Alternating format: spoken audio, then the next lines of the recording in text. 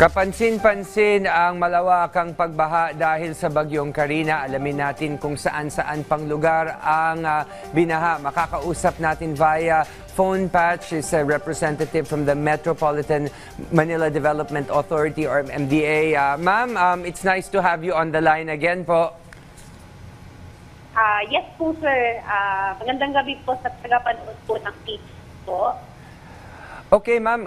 Ngayon, kapansin-pansin po ang malawakang pagbaha sa karamihan ng lugar dito sa Metro Manila at kung saan-saan pa pong ibang lugar na nakaranas ng hagupit ng habagat at bagyong Karina. At this time po, ngayon gabi, where are we at na po now?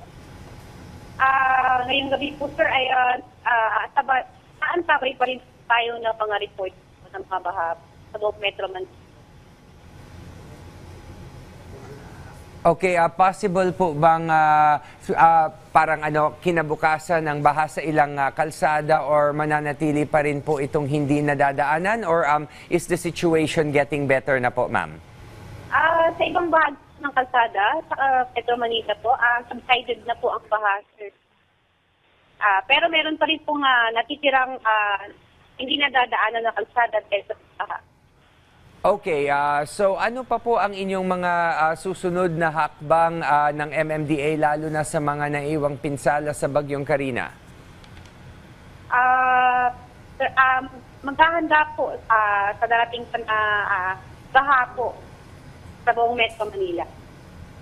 Okay, ma'am, any final messages po para sa ating mga kababayan noon para bang how to make sure to make this, para bang to make the most out of this time? Alam naman natin mahirap itong this time of recovery and cleanup po.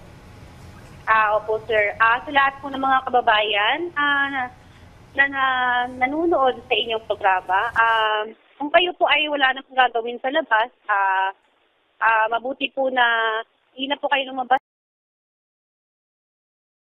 upang maiwasan po ang paglusot ng mga baha. Okay, maraming salamat po, ma'am, from MDA. Thank you very much for sharing us your time po. Maraming salamat po.